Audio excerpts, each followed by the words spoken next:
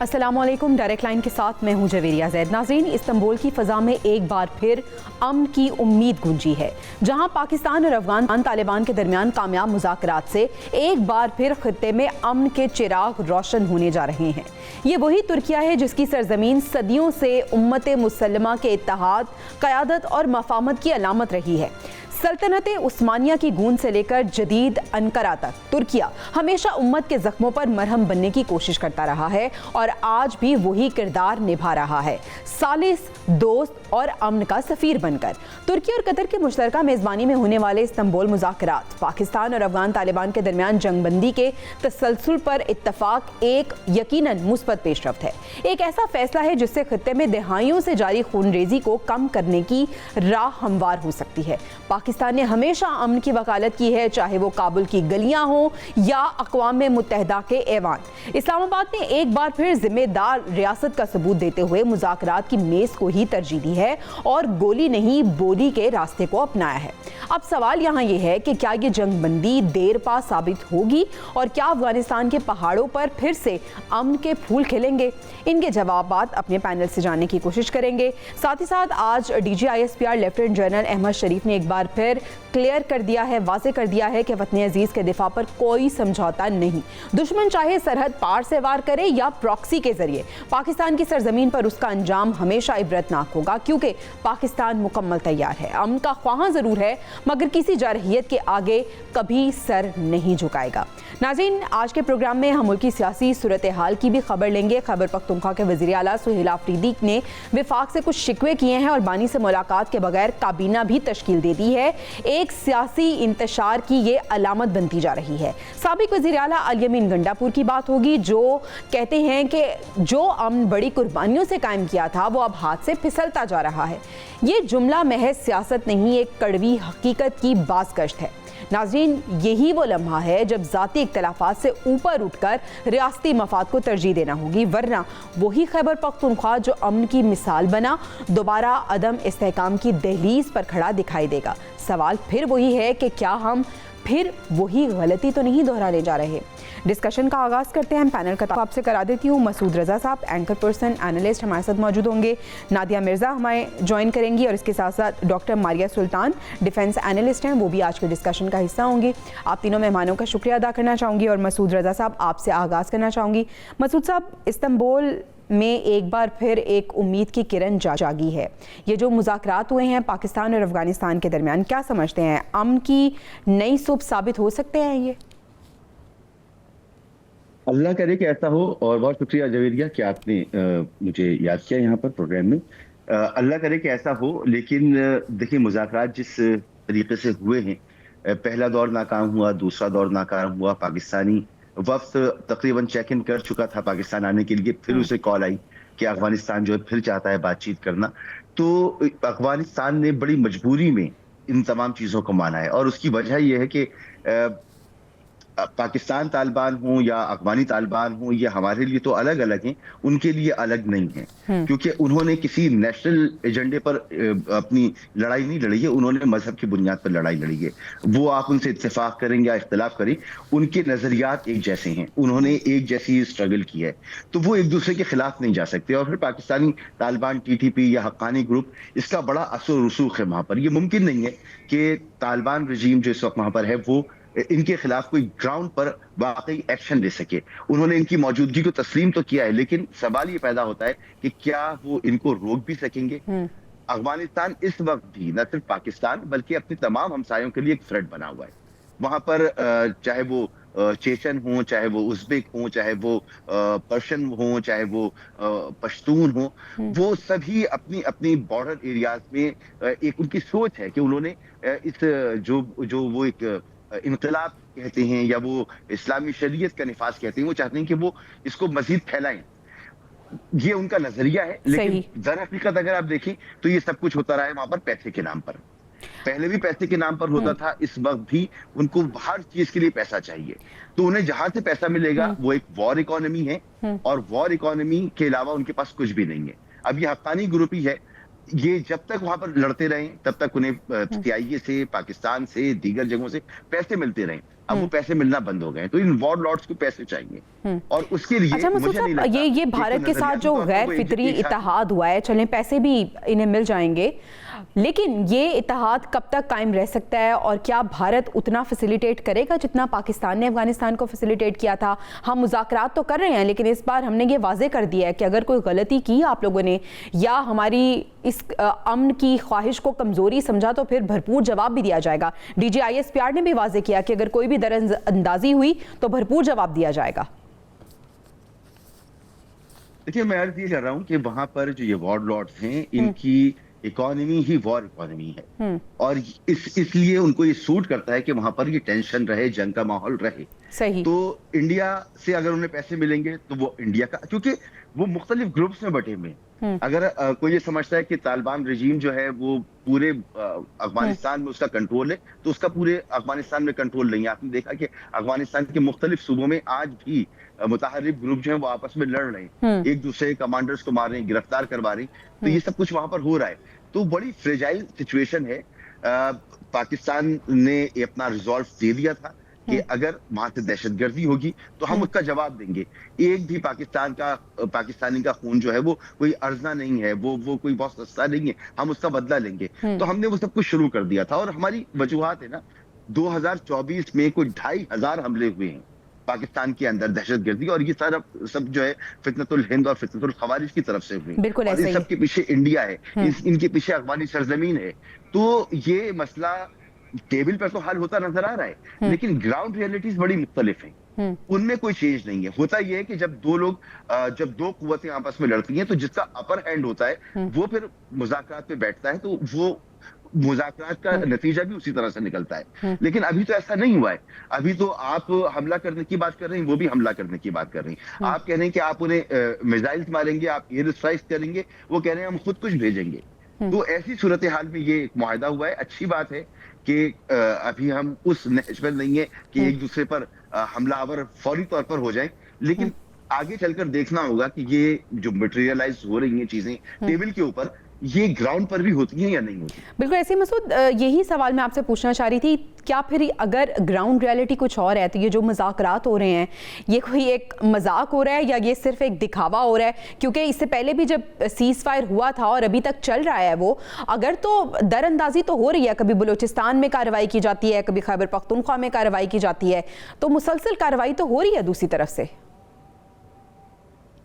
27,000 kilometre का border है हमारा अफगानिस्तान का, केपी से लेकर बलूचिस्तान तक। और पहली मर्तबा ऐसा हुआ कि जो पाकिस्तान और अफगानिस्तान के दरमियान जो ये लड़ाई हुई सरहदी, पूरा का पूरा बॉर्डर एक्टिव हुआ है जी। तो ये बड़ी फ्रेजाइल और बड़ी ही नाजुक सूरत हाल है, बड़ी तशवीशनाक सूरत हाल है।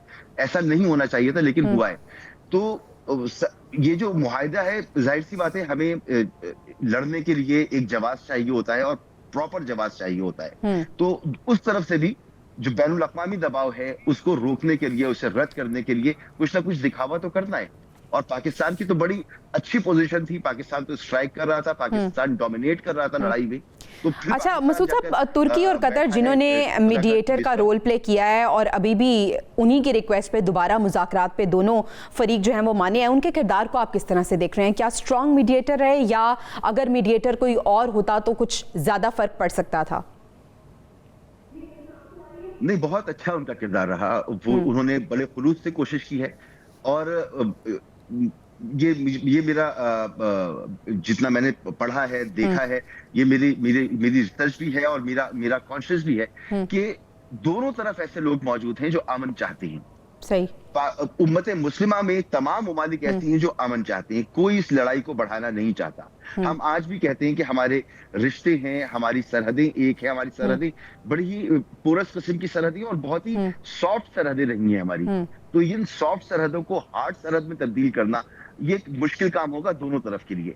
खानदान है जो दोनों तरफ रहते हैं, कबायली रिवायात हैं जो दोनों तरफ एक जैसी हैं, नजरियात हैं जो दोनों तरफ एक जैसी हैं, और इनके दरमियान हार्ड बॉर्डर का आ जाना ये बड़ी तकलीफ दे, क्योंकि जो बॉर्डर एरियाज में जो इकोनॉमी होती है ना, वो बॉर्डर इकोनॉमी होती है, वो तमाम की तमाम इकोनॉमी जो है वो फेलियर का शिकार है, वो जमूद का शिकार है। मसूद साहब, नादिया मिर्जा साहिबा ने भी हमें ज्वाइन कर लिया है। नादिया साहिबा, पाकिस्तान और अफगान तालिबान ने जंगबंदी पर इत्तफाक किया है, आप इसे किस तरह से देख रही हैं? कितनी प्रोलॉन्ग ये जंगबंदी रहेगी, और क्या ये जो एलामिया जारी होना है 6 नवंबर को, जिसमें कवायद ज़वाबित तय होने हैं, आपके ख्याल में हमारे मुतालबात तो वही हैं, किन शराइत पर, किन बुनियादों पर ये मुआहदा जो है वो तय पाएगा?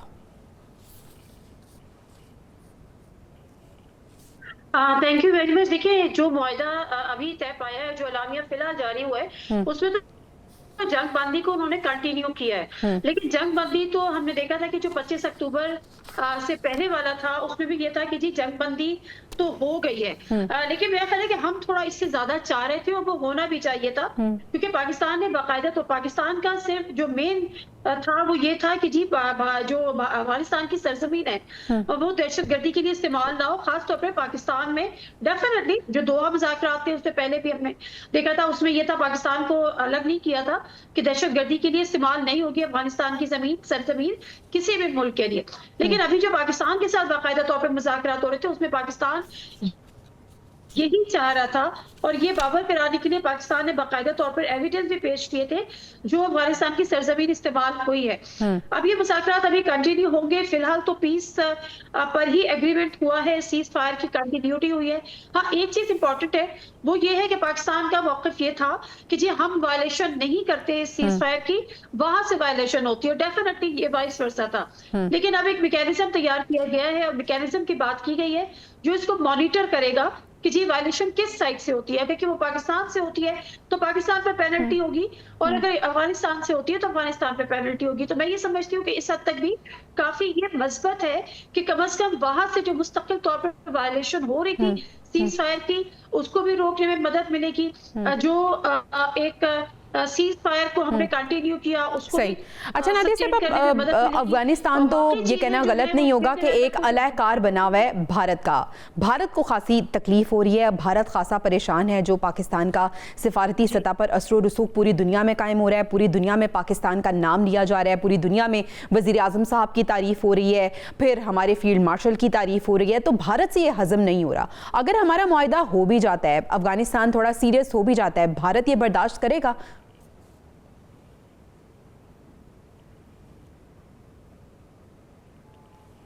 नादिया साहिबा, आपका सवाल मुझसे? जी जी जी।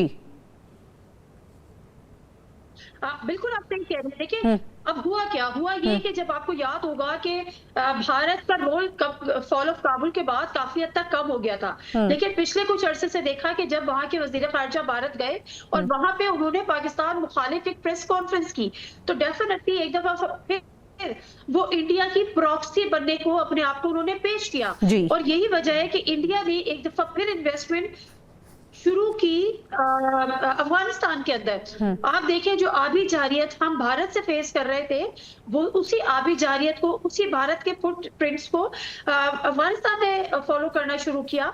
उसने कहा कि हम दरिया कुनाल के आगे भी डैम बनाएंगे, दरिया काबुल पर भी हम बनाएंगे, और भारत ने ये पेशकश की कि वो इस पर इन्वेस्ट करेगा। देखिए, अफगानिस्तान को ये समझना चाहिए कि जो आपका नेबर कंट्री है वो पाकिस्तान है, वो इंडिया नहीं है। इंडिया के साथ पाकिस्तान की वैसे तो आपको पता है क्या ताल्लुकात है, लेकिन रीसेंट पास्ट में एक जंग हो चुकी है, अल्लाह के करम से वो जंग हमने जीती है, और ये हमने एक सबक दिया है।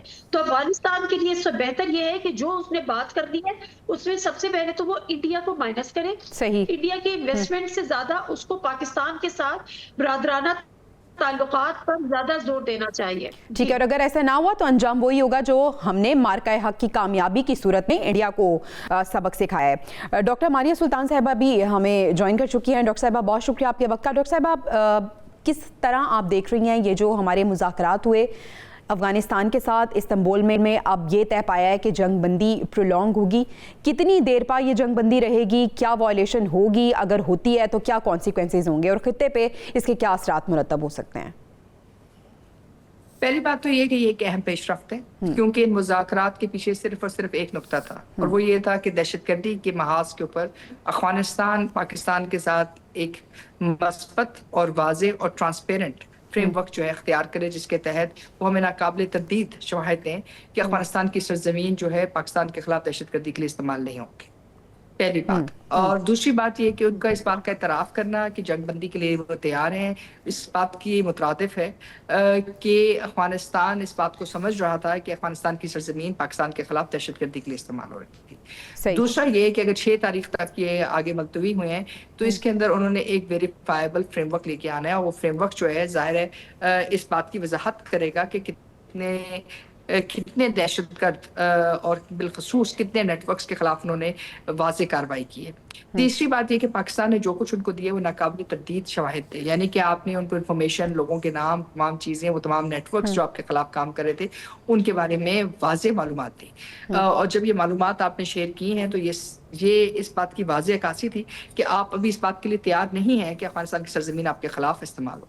फिर कल जो है जो कारी साहब की हलाकत हुई, और उससे पहले जो है TTP के जो लीडर थे गुल बहादुर साहब, उनकी जो हलाकत है उसने एक बड़ा वाज़े मैसेज हिंदुस्तान के अंदर बिलखसूस इन तमाम एसेट्स को जो हिंदुस्तान की ईमा पर काम कर रहे थे दिया है। और वो यही कि अगर आप पाकिस्तान के खिलाफ मुतहरक होंगे तो पाकिस्तान ना सिर्फ आपको जानता है बल्कि आपके खिलाफ जो है एक वाज़े अस्करी कार्रवाई करने की भी हैसियत रखता है। हम उम्मीद यही रखते हैं कि मामलात अस्करी कार्रवाई तक ना जाएं, लेकिन अगर हतल वसा हमारी तमाम तर कोशिशों के बावजूद अगर ऐसी सूरत हाल बनती है तो फिर पाकिस्तान ये हक पर जाने में कि पाकिस्तान इसका जवाब दे। और दूसरी बात ये कि ज़ाहिर है इस वक्त आपने ट्रेड को भी मुंजमद रखा हुआ है, आपने रोका हुआ है, आप उसकी शुरुआत नहीं कर रहे, लेकिन एक बड़ी स्ट्रेट पाथ आपने दिया है अफगान हुकूमत को कि वो फैसला कर लें और ये इस किस्म की दहशतगर्दी में मुलव्वस ना हो। ठीक है मसूद साहब, यही सवाल आपके सामने रखना चाहूँगी। ट्रेड को जो हमने मुंजमद किया है, कितना नुकसान इस वक्त इससे हो रहा है? यकीनन पाकिस्तान में तो हो ही रहा है, लेकिन पाकिस्तान ने वाज़े कहा है कि हमारी जो तिजारत है वो हमारे लोगों की जानों से बढ़कर नहीं है, लेकिन अफगानिस्तान को इससे कितना नुकसान हो रहा है? और क्या ये भी एक वजह हो सकती है कि वो थोड़े से होश के नाखून ले रहे हैं? अफगानिस्तान का बहुत बड़ा जो रेवेन्यू का सोर्स है वो उनके कस्टम ड्यूटीज हैं, और हमारा जो ट्रांजिट ट्रेड है और बायलैटरल ट्रेड है उससे जुड़ा हुआ है। तो पाकिस्तान को तो नुकसान है, जैसा मैंने अभी पहले आपसे जिक्र किया था कि जो बॉर्डर इकोनॉमी है वो तो बुरी तरह मुतासिर हो गई है, लेकिन अफगानिस्तान को पाकिस्तान से बहुत ज्यादा इससे नुकसान है। और पाकिस्तान के पास ये बड़ा एक मुनासिब सा टूल है जो इस तमाम सिचुएशन में मनोवरिंग के लिए इस्तेमाल किया जाना चाहिए, और हो रहा है, और जरूरत भी इस चीज की है। और पाकिस्तान का मुतालबा, जैसे डॉक्टर शबा फरमा रही थी, बहुत वाज़ेह है। इसको इस तरह समझा जा सकता है कि आपने क्लिंजिंग करनी है, बॉर्डर के उस तरफ आपने क्लिंजिंग करनी है। आप चाहे उन तालिबान को जो TTP है उनको आप निकालकर दूसरे इलाकों में लेके जाएं या उन्हें एलिमिनेट करें। पाकिस्तान ने तमाम इंफॉर्मेशन दी हुई है, इससे कम पर कोई समझौता नहीं हो सकता। तो जैसे जिक्र अभी हो रहा था कि भारत का आलायकार बिल्कुल बन जाए, भारत की तरफ से बहुत पैसे भी आ जाएं, लेकिन ये जो इकोनॉमी का जो है ना, सारे बॉर्डर बंद है, अंगूर अड्डा बंद है, दीगर बॉर्डर्स बंद है, तो वहां से जो तिजारत होती है उसका नेमुल बदल नहीं हो सकता। वो कम से कम कोई सब कुछ मिलाए तो तकरीबन कोई $6 अरब बनता है। बायलैटरल जो है वो हमारी कोई $2 अरब की थी, और जो ट्रांजिट ट्रेड है वो कोई $4 अरब के आसपास था। तो ये बड़ी रकम है अफगानिस्तान जैसे मुल्क के लिए, और पाकिस्तान को भी जाहिर सी बात है इसका हिट तो मेजर हिट पड़ रहा है दोनों को, लेकिन अफगानिस्तान को इससे ज्यादा। नादिया साहब, अब वज़ीर दिफा ख्वाजा आसिफ कह रहे हैं कि काबुल को पाकिस्तान में अमन की जमानत देनी होगी। ख्वाजा आसिफ जो वज़ीर दिफा भी हैं, उन्होंने बड़े टू द पॉइंट अपने रिमार्क्स रखे हैं और बड़ी हार्ड स्टेटमेंट्स भी दिए हैं। उन्होंने वाज़े किया है, एक इंटरव्यू में उन्होंने क्लियर किया कि अगर इस्लामाबाद की तरफ मैली आंख से देखा भी तो फिर उसका अंजाम अच्छा नहीं होगा। और अभी भी वो कह रहे हैं कि इन्हें ज़मानत देनी होगी पाकिस्तान में अमन की। आपको लगता है कि दूसरी तरफ से ये ज़मानत दी जाएगी?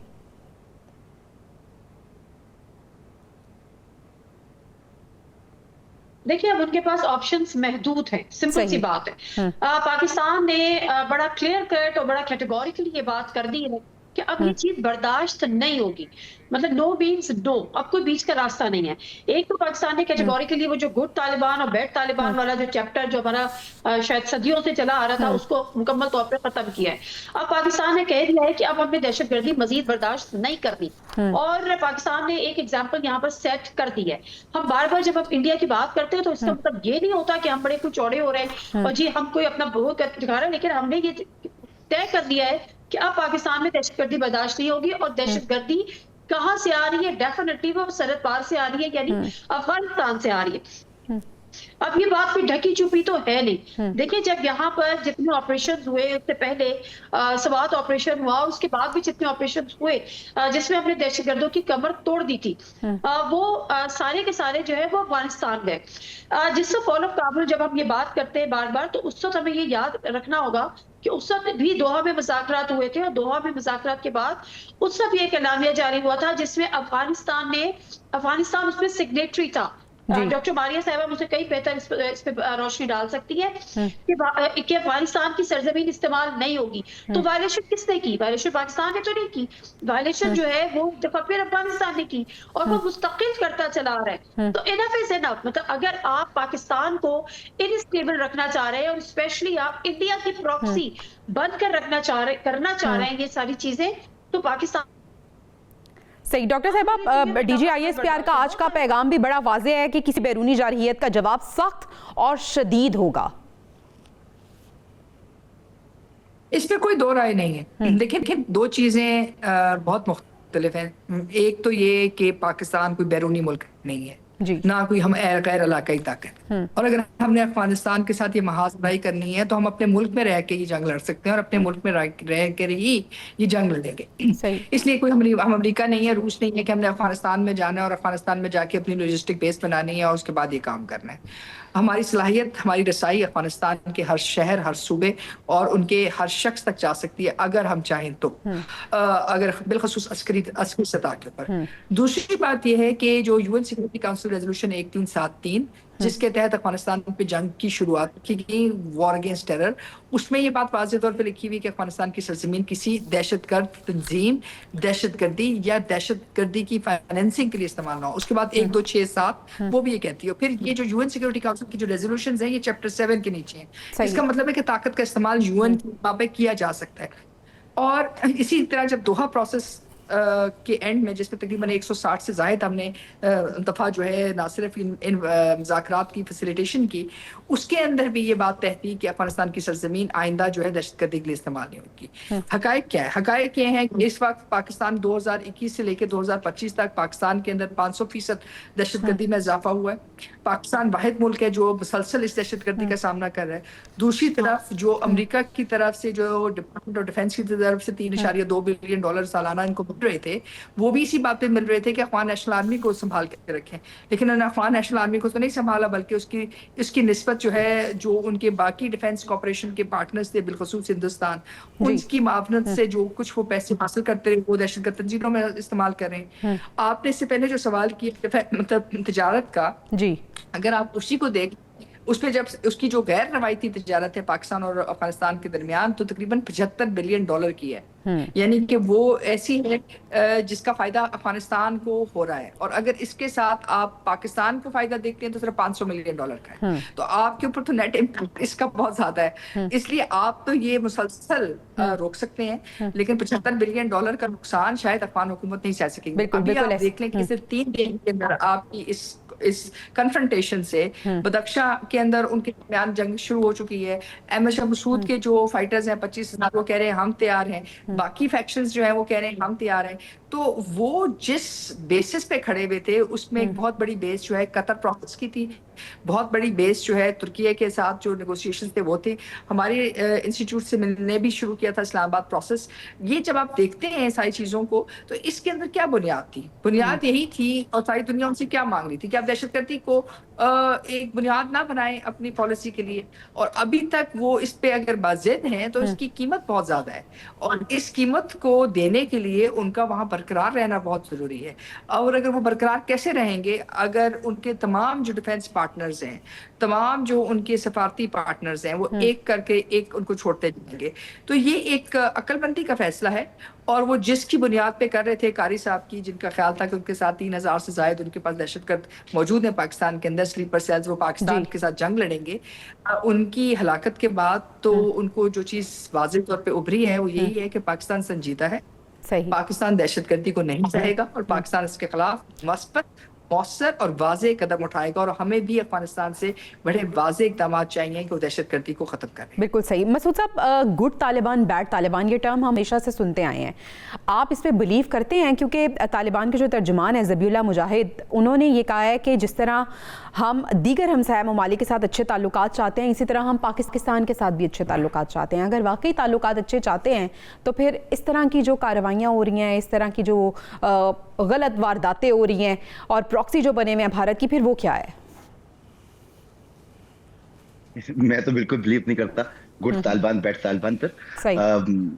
दहशतगर्दी है, और कभी हमने वहां पर अपनी स्ट्रेटेजिक डेप्थ तलाश करने की कोशिश की, हमने बनाया, हमने एक तवील अरसा हमने दिया है अफगानी कौम को। अफगान 3 नस्लें जो हैं वो गुजर गई, 40 साल से ज्यादा अरसा हो गया हमें उधर ऑपरेट करने की कोशिश करते हुए, और नतीजा ये निकला कि हमने जितना भी उनके लिए किया, चाहे हमने उन्हें सोवियत से बचाया हो, चाहे हमने जो अमेरिका का आना था और नेटो का आना था, उससे पहले भी पाकिस्तान ने बड़ी सिफारतकारी की कोशिश की थी, उन्हें समझाने की कोशिश की थी, और जब कोई नतीजा नहीं निकल सका तो फिर मजबूरन पाकिस्तान को एक पोजीशन लेनी थी। तो उसके बावजूद भी पाकिस्तान ने महाजरीन को बर्दाश्त किया, उनको उनकी मेजबानी की। तो पाकिस्तान ने हमेशा से अफगानिस्तान का साथ दिया है, और ब्रदरहुड की, मुस्लिम ब्रदरहुड के नाम पे दिया हो, अपनी स्ट्रेटेजिक डेप्थ के नाम पर दिया है हमेशा।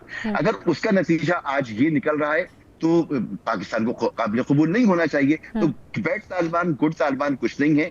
वहां पर जो मुतहर्रिब ग्रुप हैं वो आपस में एक दूसरे के खिलाफ खुद बरसरे पैकार हैं, उनमें कोई इत्तेफाक मौजूद नहीं है। वो एक वॉर इकोनॉमी रहे हैं एक तवील अरसे से, और अभी भी वो एक वॉर इकोनॉमी ही है, उनके पास और कुछ नहीं है। तो वो आपस में भी लड़ेंगे, वो दीगर कुव्वतों से भी हाथ मिलाएंगे, वहां पर एक खाना जंगी रहेगी जब तक ये मौजूदा रिजीम जो है ये अक्लमंदी का मुजाहरा ना करे। अच्छा, मौजूदा रिजीम की आपने बात की नादिया साहब, आप ये जो मौजूदा रिजीम है, अभी हुकूमत है, जब ये बुरी हुकूमत आई थी तो इससे बड़ी उम्मीदें वाबस्ता की जा रही थी, लेकिन खासा डिसअपॉइंट किया है। क्या रिजीम चेंज के हवाले से भी कोई ऐसी कुव्वत है जो वहां पे रिजीम चेंज करे?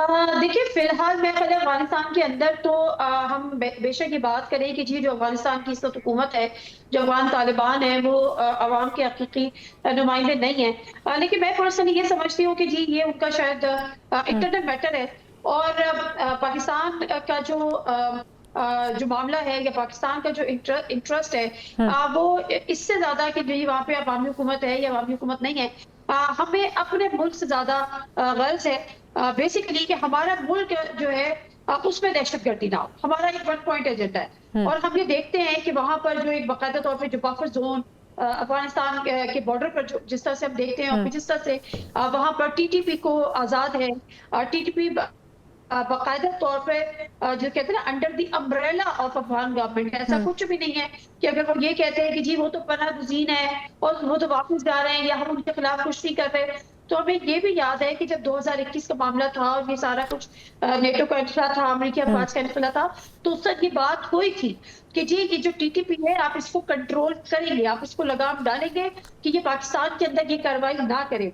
और उस वक्त ये यकीन दहानी कराई गई थी कि जी टीटीपी जो है वो पाकिस्तान के अंदर ये कार्रवाइयां नहीं करेगी। लेकिन अब वो ये अगर कहें कि जी ये पनाह गुज़ीन है और ये अपनी जगह पे वापस आ रहे हैं, तो भाई ये अपनी जगह पे वापस नहीं जा सकते, क्योंकि हमने इनको वापस नहीं लेना। हम तो जो 30 साल से जो मेजबानी के फराइज अदा कर करके थक चुके हैं, अब तो उनको वापस वहां पर भेजने के मूड में है, और हम उनको भेजना चाह रहे हैं, हम उसके लिए कार्रवाइयां कर रहे हैं। लेकिन ये नहीं है कि हम उनको बड़े इज्जत एहतराम से उनको वापस भेज रहे हैं कि जी अपने आपकी बड़ी मेजबानी कर ली। तो ये अब तो सवाल ही पैदा नहीं होता कि जी हम वहां से कहें कि वो दहशतगर्द जो कभी यहाँ पर उन्होंने अपने हाइट हाउस बनाए हुए थे और यहाँ पे दहशतगर्दी करते थे और वो वहां पर चले गए, तो वो वहाँ के पनाह गुज़ीर हो गए। ठीक है, यानी क्रक्स यही है कि इससे पहले भी बड़े वादे किए गए कि अभी सरजमीन पाकिस्तान के खिलाफ इस्तेमाल नहीं होगी, लेकिन अनफॉर्चुनेटली इन वादों को वफा नहीं किया गया। लेकिन अब की बार ये वाजे कर दिया गया है कि अब अगर ऐसा हुआ तो इसका भरपूर जवाब दिया जाएगा, इसलिए अफगानिस्तान को सोच समझ के फैसला करना होगा। नाज़रीन, हमें ब्रेक पे जाना है, ब्रेक से वापस आएंगे तो हम बात करेंगे फ्रंट लाइन सूबा खैबर पख्तूनख्वा की, उसमें क्या चल रहा है, और वज़ीर आला खैबर पख्तूनख्वा जो अपनी काबीना तश्कील दे चुकी हैं, कौन कौन उस काबीना में शामिल है, जानेंगे ब्रेक के बाद। Stay with us. Welcome back नाज़रीन। खैबर पख्तूनख्वा की सूरत हाल आपको बताएं तो यहाँ पे जो सुहेल आफरीदी हैं वो वफाक से कुछ नाराज़ नज़र आ रहे हैं। उनकी मुलाकात नहीं कराई गई बानी से, लेकिन उन्होंने काबीना अपनी तश्कील दे दी है। इसके साथ साथ अली अमीन गंडापुर साहब भी कुछ शिकवा करते हुए नज़र आ रहे हैं, कुछ दावे करते हुए नज़र आ रहे हैं। वो ये कह रहे हैं कि उनके दौर में फ़ौज, पुलिस और आवाम की मुश्तरका जद्दोजहद के नतीजे में सूबे के बेशतर हिस्सों में दहशत गर्दी पर काबू पा लिया गया था। जैसा कि आपको पता है कि अली अमीन गंडापुर को हटाकर सुहेल आफरीदी को लाया गया और सुहेल आफरीदी जैसे ही आए तो उन्होंने सबसे पहले जारहाना अंदाज में ये बात की कि ऑपरेशन के वो खिलाफ हैं और बातचीत के जरिए मसले हल होने चाहिए। साथ ही साथ उन्होंने कहा कि उनकी बानी से मुलाकात कराई जाए। खैबर पख्तूनख्वा वो सूबा जहां पे अभी बहुत ज़्यादा चैलेंजेस हैं और सबसे बड़ा चैलेंज दहशत गर्दी के हवाले से है। विफाक की बात करें तो विफाक ने पहले भी उन्हें सपोर्ट किया। वज़ीर आज़म शहबाज शरीफ साहब ने खुद उन्हें टेलीफोन किया और उन्हें कहा कि हम साथ मिलकर चलेंगे। उसके बाद सिक्योरिटी के हवाले से एक इजलास बुलाया गया, लेकिन सुहेल आफरीदी उसमें शामिल नहीं हुए। उसके बाद उन्होंने ये रट लगा दी कि जब तक उनकी बानी से मुलाकात नहीं कराई जाती काबीना तश्कील नहीं दी जाएगी। साथ ही साथ उन्होंने ये भी इल्ज़ाम वफाक पे लगाया कि वफाक के गलत फैसलों की वजह से खैबर पख्तूनख्वा की ये सूरत हाल हुई है। मसूद साहब, अब ये अली अमीन गंडापुर साहब कह रहे हैं कि उनके दौर में जो बड़ी मुश्किल से वो अमन लेकर आए थे वो अमन एक बार फिर से खराब हो रहा है। दूसरी तरफ सुहेल आफरीदी हैं जो वफाक से शिकवा करते हुए नजर आ रहे हैं। काबीना तो अब तश्कील दे दी गई है। ओवरऑल आप खैबर पख्तूनख्वा की सूरत हाल और नए वजीर आला को किस तरह से देखते हैं? देखिए, उनका जो बुनियादी मसला है तहरीक इंसाफ का, और कि ये जो बॉर्डर एरिया है, इस बॉर्डर एरिया की, जैसे डॉक्टर साहब ने फरमाया कि बहुत बड़ी इकोनॉमी है, वो इकोनॉमी डिस्टर्ब हो रही है और वो इकोनॉमी डिस्टर्ब होने की वजह से उनकी हुकूमत के ऊपर दबाव है, जिसकी वजह से वो कभी भी नहीं चाहेंगे कि वहां पर कोई ऑपरेशन या कोई जो स्टेटस को है वो तब्दील हो। भले पाकिस्तान में कितनी दहशतगर्दी होती रहे, कुछ होता रहे, वो उनका जोर यही रहेगा कि बातचीत के जरिए मसाइल हल हों, और बातचीत के जरिए मसाइल अब होने नहीं है। बातचीत करके देख ली, पाकिस्तान के अंदर दहशतगर्दी बढ़ी है तालिबान रजीम के आने के बाद, और पाकिस्तान का अब मामला यह है कि ये जो खारजा मामलात हैं और दिफा मामलात हैं, ये सूबे के मामलात नहीं है। सूबे को ठीक है अहमियत देनी चाहिए, थोड़ा उनसे उनको बिल्कुल लूप में रखना चाहिए, और वो लूप में हैं। उनको बुलाया गया था बड़ी अहम मीटिंग में, जिसमें वो तशरीफ नहीं लेके गए और उन्होंने मुजम्मिल असलम साहब को भेज दिया। या भी कोर कमांडर ने मुलाकात की जाकर उनसे और उनको मुबारकबाद दी, तो इस मौके पर भी ये तमाम बातें हुई होंगी। तो वो उनका जो क्या चाहते हैं मसूद साहब फिर ये हुकूमत के तौर पर मजीद वो यही चाहते हैं कि वो इस सिचुएशन को पॉलिटिकली एक टूल की तरह इस्तेमाल करें और कुछ आसानियां लें तहरीक इंसाफ के लिए। वो इमरान खान की रिहाई के लिए कुछ इसमें नरमी हासिल करें, उनके हवाले से कुछ गेन करने की कोशिश करें, और वो ये चाहते हैं कि उनका वोट बैंक जो है वो खराब ना हो। तो ये उनके स्टेक्स हैं। नादिया साहब, सुहेल आफरीदी के जो वफाक से इख्तिलाफात हैं, ये सूबा जो ऑलरेडी अदम इस्तेहकाम का शिकार है, ये मजीद इस्तेहकाम को मुतासर कर सकता है सूबे के? देखिए, यकीनन कर सकता है, और this is very very unfortunate. इस वक्त तो दहशतगर्दी का जो मामला है वो कोई भी सिंगल हैंडेडली हल नहीं कर सकता। उसमें आपको एक लाइजॉन चाहिए होगा, वफाक का एक अच्छे ताल्लुकात चाहिए होंगे सूबे के साथ। लेकिन मामला यहाँ पर यह है कि सूबे के जो वजीर आला हैं यंग हैं, एनर्जेटिक हैं, एग्रेसिव हैं, और मेरा ख्याल है यही वो क्वालिटी है कि वो एग्रेसिव हैं, एक डाई हार्ड पीटीआई वर्कर हैं, उसका आईएसएफ के वो रह चुके हैं, और यही उनकी क्वालिटी बनी है कि जी इसी क्वालिटी की वजह से वो वजीर आला बने। लेकिन मामला जो है, देखिए, ये सारी चीजें पॉलिटिक्स में तो बड़ी अच्छी चल जाती हैं, but once you are executive of any province और यू बिकम, और दूसरी बात ये, और वो भी ऐसा सूबा जहाँ पे इस वक्त दहशतगर्दी उरूज पर है, वहां से अफगानिस्तान के जो मामलात हैं, वहां पे टीटीपी के जो इन्फ्लुएंस है वो आने वाला जो बढ़ता चला जा रहा है। अभी उन्होंने कहा कि जी 500% दहशतगर्दी जो है खैबर पख्तूनख्वा में, पाकिस्तान में, उसमें इजाफा हुआ है। तो मेरा ख्याल है कि एक सियासी वर्कर के तौर पे तो उनके जो बयानात हैं वो वाह के काबिल हैं, लेकिन जब आप सूबे के एग्जीक्यूटिव होते हैं तो फिर आपको ये सोचना चाहिए कि उस सूबे में सिर्फ पीटीआई नहीं है, उस सूबे में एएफपी भी है, उस सूबे में जे PYI के अफराद लोग भी हैं, उस सूबे में PP भी है, उस सूबे में PMLN भी है, मतलब दायर है मुख्तलिफ जमातें हैं। कुछ 4.5 करोड़ 5 करोड़ का एक सूबा है जिसको आप रिप्रेजेंट कर रहे हैं। और अगर आप इश्क़ इमरान में मुब्तला हैं, जो आपका हक बनता है, हम कोई नहीं होते कि अब आपको हम क्रिटिसाइज करें, लेकिन वो आपकी एक सियासी जंग है, उसको आप इंतजामी जंग ना बनाएं। सही। इस तो सुहेल आफरीदी साहब को ये चाहिए, ठीक है उनकी देरीना ख्वाहिश होगी कि इमरान खान साहब से मिले, ये उनका राइट है, उनको मिलने देना चाहिए, लेकिन इस कॉज पे आप पूरा सूबा स्टेक पे नहीं लगा सकते। सियासत को और इंतजामी मामलात को आपको अलग रखना होगा।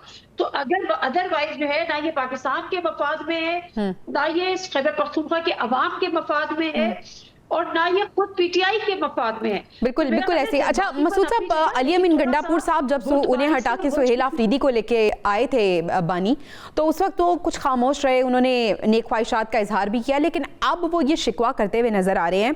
वो ये कह रहे हैं कि खैबर पख्तूनख्वा में जो अमन कायम किया था वो हाथ से फिसलता जा रहा है। अगर हम गंडापुर साहब के दौरे हुकूमत की बात करें, जब वो साहिब इक़्तिदार थे, क्या वाकई उन्होंने कुछ ऐसा काम किया था कि अब वो ये शिकवा करें और कहें कि जो मैंने बहुत बड़ा काम किया था उसे बिगाड़ा जा रहा है? कौन सा काम किया था उन्होंने? मैंने आपको बताया कि 2500 दहशतगर्द हमले हुए 2024 में, तो ये अली अमीन गंडापुर साहब का ही दौर था ना। तो ये बातें ना करें, तहरीक इंसाफ वाले बिल्कुल वो अपनी सियासी जद्दोजहद करें, मगर जब वो नादिया सही कह रही है कि जब आप किसी एग्जेक्टिव पोजीशन पर आते हैं, आप उस रियासत का पार्ट होते हैं, तो आपको रियासत की तरह बिहेव करना चाहिए। मुझे लगता है कि तहरीक इंसाफ इस वक्त भी राइटिंग ऑन द वॉल नहीं पढ़ पा रही, उनको समझ में नहीं आ रहा वो कुछ भी कर लें। ताकत का सरचश्मा ना तो वो पार्लियामेंट है, ना वो अवाम है। पाकिस्तान का निजाम मुख्तलिफ है और इस निजाम को पाकिस्तान में एक्सेप्ट किया जाता है। तो मेरा ख्याल है कि इस तमाम सूरत हाल में उनको हकीकत पसंदी का मुजाहरा करना चाहिए और हकीकत पसंदी को सामने रखते हुए ही फैसले करने चाहिए, जो बदकिस्मती से नजर नहीं आ रही। ना अली अमीन गंडापुर साहब ने कोई अमन में किरदार ऐसा अदा किया था जो हाथ से फिसलता चला जा रहा है, नहीं ये आफरीदी साहब कुछ कर रहे हैं। ये काम सिक्योरिटी फोर्सेस का है, ये काम वजारत खारजा का है, वजारत दिफा का है और फौजी एस्टेब्लिशमेंट का है। तो फौजी एस्टेब्लिशमेंट को ये काम करने दें। अगर उसमें रोड़े अटकाएंगे तो जो कुछ आपके साथ होता रहा है वो मजीद होगा, वो कम नहीं होने वाला। तो इसको उन्हें समझना चाहिए और बीच का रास्ता निकालना चाहिए। इस वक्त आप कुछ भी कर लें, सिस्टम डिरेल नहीं होने वाला, बिल्कुल सिस्टम डिरेल नहीं होगा। इलेक्शन में हो गया जो कुछ होना था, आपको जलसा नहीं कर पा रहे, आपके लोग गिरफ्तार हैं, आपकी पूरी क़यादत जेल के अंदर है, आप अपने बाली से मुलाकात नहीं कर सकते एक CM होते हुए। तो आप सोच लेना कि आप एक पर्सोना नॉन ग्रेटा की तरह इस वक्त। ठीक है नादिर साहब, आप सूबे के वजीर आला को विफाक के साथ भी मिलकर, मुख्तलिफ इदारों के साथ भी मिलकर, रियासत के साथ भी मिलकर काम करना चाहिए, लेकिन अगर वजीर आला खास तौर पे अगर हम खैबर पख्तूनख्वा की बात करें ऐसा करते हैं तो उन्हें ऐसा लगता है कि हम अपने बयानिए से हट रहे हैं या हमारी मकबूलियत में कमी आएगी, लोग हमें इतना मकबूल नहीं समझेंगे। साथ ही साथ आपसे ये भी डिस्कस करना चाहूँगी कि आर्मी चीफ जो कल कबायली माहिदीन से मिले हैं और जिरगे ने मुकम्मल एतमाद का इजहार किया है पाक फौज पर, तो एक तरफ अवाम है और दूसरी तरफ ये लोग हैं जो अपने उसी बयानिए को लेकर चल रहे हैं। आप इस पूरी सिचुएशन को कैसे रीड करती हैं?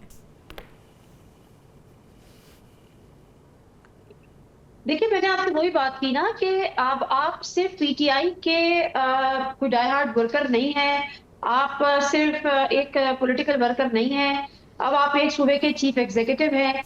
जब आप चीफ एग्जीक्यूटिव हैं तो फिर आपको पूरी आवाम को लेकर चलना है, आपको सूबे से दहशतगर्दी खत्म करनी है। सिर्फ ये सोच के नहीं कि जी मैं PTI का चूंकि वजीर आला हूँ, चूंकि इमरान खान साहब ने मुझे नामजद किया है, लेकिन अब आप पे जिम्मेदारी जो है वो पूरी आवाम की है।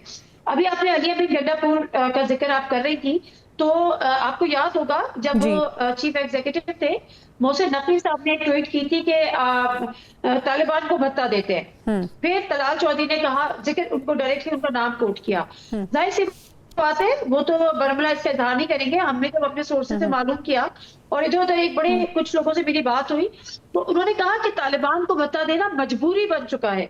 सही। वहां के लोगों की, वहां के सीनियर पॉलिटिशियंस की, क्योंकि उनका अब सर्वाइवल ही इसमें है कि वो अपने आप को बचाने के लिए, मतलब आप ये सोचे इसका मतलब ये है कि हमने उनको सेव कर करके, उनको सेफ गार्ड करके इस हद तक आगे कर दिया है कि हम उनको अपने सर्वाइवल के लिए और अपनी हिफाजत के लिए हम उनको भत्ता देते हैं। आप भत्ता कह दीजिए, आप उसको डोनेशन कह दीजिए, आप उनकी माली इमदाद कह दीजिए, या अपने सर्वाइवल की कॉस्ट कह दीजिए। लेकिन यहाँ पर तो सूरत हाल आ गई थी, तो ऐसे में कौन से हालात अली अमन गंडापुर साहब ने ठीक किए थे।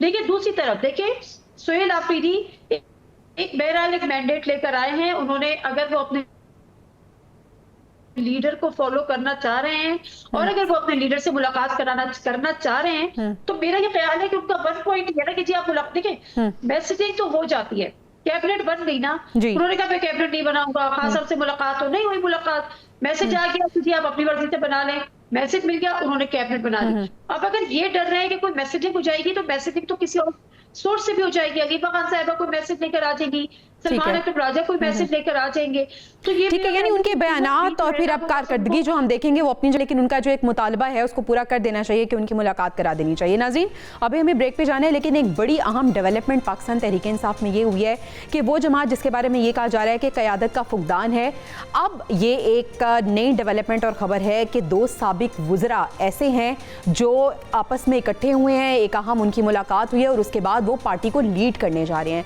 वो कौन है और क्या पार्टी संभलेगी, उसके बाद जानेंगे ब्रेक के बाद। Stay with us. Welcome back नाज़रीन। पाकिस्तान तहरीक इंसाफ के साबिक वुज़रा जिनके नाम आ रहे हैं, फवाद चौधरी साहब, असद उमर, इमरान इस्माइल, ये खासे मुतहरिक हुए हैं और फवाद चौधरी और इमरान इस्माइल की शाह महमूद कुरैशी से मुलाकात हुई है और ख़बरें ये भी हैं कि ये जो साबिक वुज़रा हैं इनमें से कोई 2 मिल के अब पार्टी को लीड करने जा रहे हैं। नादिया साहिबा, अगर पार्टी को लीड करते हैं साबिक वुज़रा, ख़ासतौर पे जो नाम हमारे सामने आए हैं, आपको लगता है कि पार्टी के लिए बहुत बेहतरी हो जाएगी और हम वाकई बानी को बाहर देखेंगे इनकी वजह से? देखिए, पार्टी को लीड करना मैं प्रीमेच्योर ये कहना, क्योंकि वजह ये है कि पार्टी को आप किस हैसियत से लीड करेंगे, कि आपके पास कोई ओहदा है, आप सियासत छोड़ चुके थे या आप पार्टी छोड़ चुके थे, आप कितना ही कहें कि हमने नहीं छोड़ी, लेकिन अमलन तो आप छोड़ चुके थे। अब पार्टी के जो ओहदे हैं वो दीगर शख्सियात के पास हैं, तो किस कैपेसिटी में किस तरह से पार्टी को लीड करेंगे। दूसरी बात ये कि फवाद चौधरी की मुलाकात, या इमरान इस्माइल की मुलाकात, शाह महमूद कुरैशी या दीगर असीरान जो हैं इस वक्त कैद में, उनसे तो समझ आती है, लेकिन बीच में अगर महमूद मौलवी साहब उनके साथ होते हैं तो यहाँ पर आईब्रोज रेज होती हैं, जो कि बनती हैं, क्योंकि आपको पता है कि मौलवी महमूद साहब जो है, महमूद मौलवी साहब, वो तो बाकायदा तौर पर इस्तेकाम पाकिस्तान को ज्वाइन कर चुके थे। उन्होंने शायद इलेक्शन भी उनके टिकट पे कॉन्टेस्ट किया था, जो कि यकीनन हार गए, यकीनन हार नहीं था और हार गए थे। तो मेरा कहना है कि यहाँ पर इमरान इस्माइल साहब और फवाद चौधरी साहब क्या एक फॉरवर्ड ग्रुप बनाने जा रहे हैं, क्योंकि एग्जिस्टिंग पार्टी को तो लीड करना सवाल ही नहीं है, क्योंकि उनके पास कोई पार्टी ओहदे नहीं है, ना ही उनको कोई पार्टी ओहदे देने को तैयार है। आपको पता है कि पिछले दिनों हमने सोशल मीडिया पे और एक्स पे बड़ी जो है वो एक जंग देखी, मतलब लफ्जी जंग, शेख वकास अकरम पे भी वो बड़ा तनकीद करते हैं, सलमान अकरम राजा पे भी तनकीद करते हैं। इसी तरह से असद उमर साहब का एक वीडियो बयान, जिसमें उन्होंने कहा कि अगर शेख वकास अकरम खुद गोलियां नहीं खा सकते, खाने को तैयार नहीं है, तो पीटीआई के दीगर बच्चों को क्यों आप आगे करते हैं। तो ये चीजें हम, ये सारी डेवलपमेंट हम देख रहे थे कि एक्टिव हुए हुए हैं, लेकिन इसमें मौलवी महमूद जो है उनका बीच में आना, ये थोड़ा सा एक सवालिया निशान है। प्लस ये कि ये कहना कि जी पार्टी लीड करेंगे पीटीआई, मुझे ये लगता है कि या तो कोई फॉरवर्ड ग्रुप बनेगा या एक धड़ा बनेगा। फॉरवर्ड ग्रुप से ज्यादा धड़ा बनेगा, और अगर धड़ा बनेगा तो क्या शाह महमूद कुरैशी उसको लीड करने के लिए तैयार है। तो ये बड़ी इंपॉर्टेंट डेवलपमेंट है, जो मेरे ख्याल है आने वाले वक्त में थोड़ी सी मैच्योर होगी। ठीक। अच्छा मसूद साहब, यही सवाल मैं आपके सामने रखना चाहूंगी कि फवाद चौधरी साहब जो ये कहते हैं कि वो पार्टी से अलग नहीं हुए, पार्टी का हिस्सा हैं, मौजूदा क़यादत को लताड़ते भी हैं, क्या इनमें से कोई पार्टी को लीड करता हुआ नजर आ रही है? जिस तरह से नादिया साहिबा ने इशारा किया कि एक नया धड़ा बनता हुआ नजर आ रहा है और शाह महमूद कुरैशी उसको लीड करेंगे, इन दोनों सूरत हाल में पाकिस्तान तहरीक इंसाफ के लिए कितना मुस्बत रहेगा ये? ये 0/0/0 आप या मल्टीप्लाई कर लें तो 0 का जवाब 0 ही होगा। अच्छा। तहरीक इंसाफ का मतलब इमरान खान है और इमरान खान का मतलब तहरीक इंसाफ है। अगर इमरान खान किसी को नॉमिनेट कर दें, चाहे उसने कितनी प्रेस कॉन्फ्रेंस की हो या वो वो बिल्कुल ही फुटपाथ से उठा के किसी को खड़ा कर दे तो वो लीडर बन जाएगा, और अगर इमरान खान किसी की नफी कर दे तो वो हीरो से जीरो हो जाएगा। तो ये सीधा सा फॉर्मूला है। अगर इमरान खान किसी को आगे लेकर आना चाहेंगे, फिर जिन लोगों के नाम आप ले रही हैं या जिनके नाम सामने आ रहे हैं, इनको अगर इमरान खान भी सामने लेकर आए तो शायद इमरान खान को भी बड़ी तनकीद का सामना करना पड़े, क्योंकि जब डॉक्टर यास्मीन राशिद, महमूद रशीद, उमर सरफराज चीमा और इस तरह के दर्जनों लोग मुसलसल जेल के अंदर हैं, उनकी शक्ल नजर नहीं आती, उनकी आवाज सुनाई नहीं देती। खुद इमरान खान जो है वो शायद पाकिस्तान के किसी पार्टी के बानी पहले होंगे, फखर अली भुट्टो से भी ज्यादा, जिन्होंने तो इन कुर्बानियों को छोड़कर आप उनको अगर सामने लेकर आएंगे, जो पहले ही दिन प्रेस कॉन्फ्रेंस करके कबूल करेगा, इनको कोई एक आम आदमी भी कबूल नहीं करेगा। इमरान खान की कबूलियत तो बहुत दूर की बात है। और अगर इमरान खान से कोई शाह महमूद कुरैशी की अगर बात करें तो हम जब देख रहे थे कि उनको मुख्तलिफ केसेस में बरियत मिल रही थी, तो खबर ये भी आ रही थी कि शायद वो रिहा हो जाएं, वो बाहर आए और वो पार्टी को लीड करें, लेकिन हमने देखा कि पार्टी में जो मौजूदा क़यादत है उनको बहुत ज्यादा रिजर्वेशंस थी। देखिए, मैं आपसे अर्ज ये कर रहा हूं ना कि चाहे वो शाह महमूद कुरैशी हों, चाहे वो परवेज इलाही हों, चाहे वो गौहर साहब हो या XYZ कोई भी हो, जो कुछ भी तहरीक इंसाफ के साथ होना है वो डील करेंगे खुद इमरान खान। अच्छा। और इमरान खान से डील करने के लिए कोई बड़ी बात नहीं है, कोई भी जाए अडियाला जेल में और उससे बात कर ले। और अगर इमरान खान से बात नहीं हो रही है तो और किसी से भी बात हो रही है तो उसका कोई नतीजा नहीं निकलना। तो इमरान खान को तो सूट ये करता है कि वो बाहर डिस्टर्बेंस रखें, हुकूमत के लिए मुश्किलात पैदा करें, एस्टेब्लिशमेंट के लिए मुश्किलात पैदा करें, जिसकी वो मुसलसल कोशिश कर रहे हैं, और यही उनकी स्ट्रेटेजी है जो हमें नजर आ रही है। अच्छा नादिर साहब, ये जो स्ट्रेटेजी जो पाकिस्तान तहरीक इंसाफ जिस पर गामजन है, आपको लगता है कि स्ट्रेटेजी में अब तब्दीली वक्त की अहम जरूरत बन चुकी है?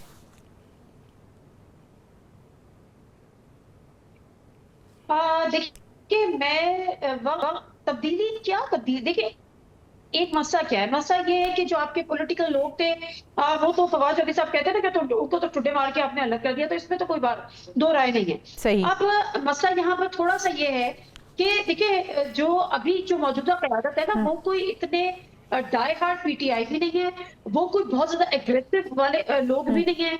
सलमान अकरम राजा हो गए या बैरिस्टर गौहर हो गए या दीगर जो लोग हो गए, वो दरमियानी राह इस वक्त चल रहे हैं। कहीं कहीं वो पॉलिटिकल चीजों को भी इम्पोर्टेंस देते हैं, कानून को भी इम्पोर्टेंस देते हैं, आइन को भी इम्पोर्टेंस देते हैं, लेकिन जो इस खैबर पख्तूनख्वा की जो खासतौर पे जो नई जो पार्टी के तौर पे कह लीजिए सामने आई है, स्पेशली हुकूमत सामने आई है, पूरी जो कैबिनेट सामने आई है, ठीक है, यानी ये एक बड़ी लेटेस्ट डेवलपमेंट तो सामने आ चुकी है, लेकिन इंशाल्लाह नाज़रीन जब आपसे अगले हफ्ते मुलाकात होगी तो ये खासी मैच्योर हो चुकी होगी और इसको हम मजीद भी डिस्कस करेंगे। अभी के लिए इजाज़त दीजिए, इंशाल्लाह अगले हफ्ते आपसे मुलाकात होगी। अल्लाह ने के बाद।